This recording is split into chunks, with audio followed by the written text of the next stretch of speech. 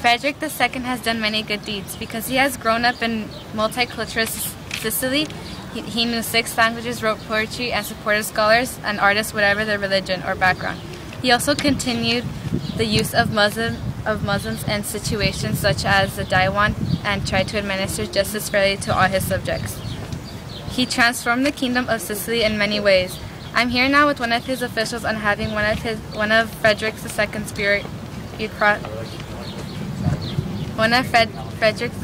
bureaucracy rule instead of a French prince. I think the transformation is great because he found the University of Naples. That would lead... It's Naples. Okay. Because he found the University of Naples, that would lead officials in the right path to make rules or laws for our benefit, to have a sound state. I think the Pope, being the federal overlord of Sicily, should have on Frederick's bureaucracies rule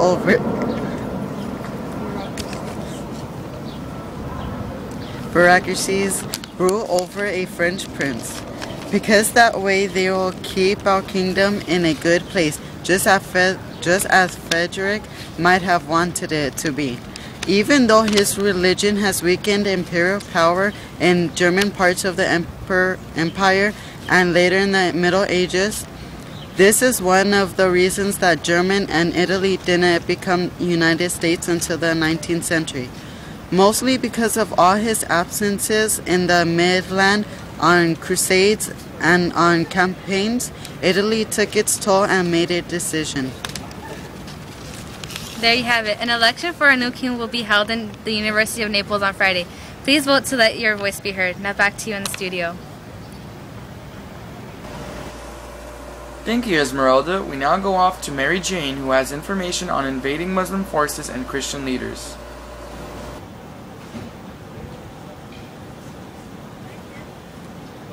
We have witnesses from 11th to 13th century battles between invading Muslim forces and Christian leaders. Power in the Iberian Peninsula has shifted many times between Muslim to Christian rulers. Here with me is a local historian giving us a brief background on this brief period of time. Well, during this time, Muslim forces were conquering southern parts of Spain, while major Christian kingdoms like Castile and Aragon were fighting each other for power, control, and land. Did Christians fight back the Muslims for their land? Yes, Christian kingdoms were so busy fighting each other off that when they realized the Muslims were taking over land, they had no choice but to unite forces to push Muslims out of Spain. Even though they didn't like each other, they still shared a common enemy.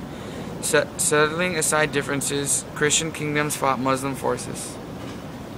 What was the outcome? How long did the battles last? At the end of all, who won?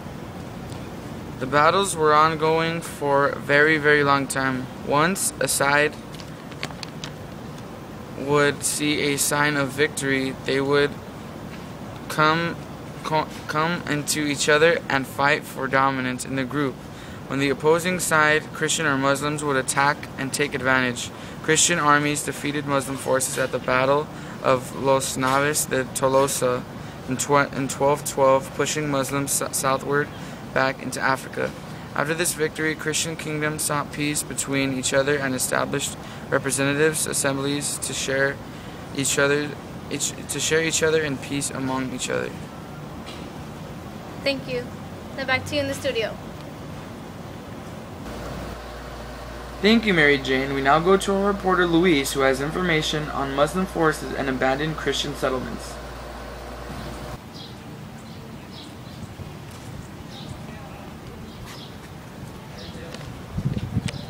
We all know in 1248 Civil Empire fell. Because of this, Christians took over the entire urban peninsula.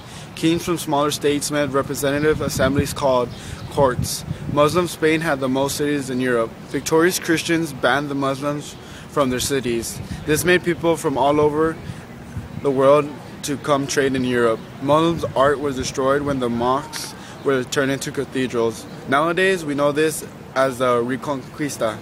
Now we go to a Spanish soldier on what he thinks about the Reconquista. It was our job to clear the Muslims out. God told us to take the land. What are you doing with the land? We are dividing it and giving it to our people so they have a ruler who reports to us. What have you learned from this?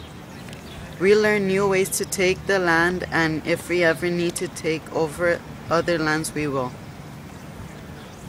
Okay, thank you for your time. Well, back to the studio. Now that concludes to our weekly broadcast. Tune in next week to get more information on medieval Europe. Thank you.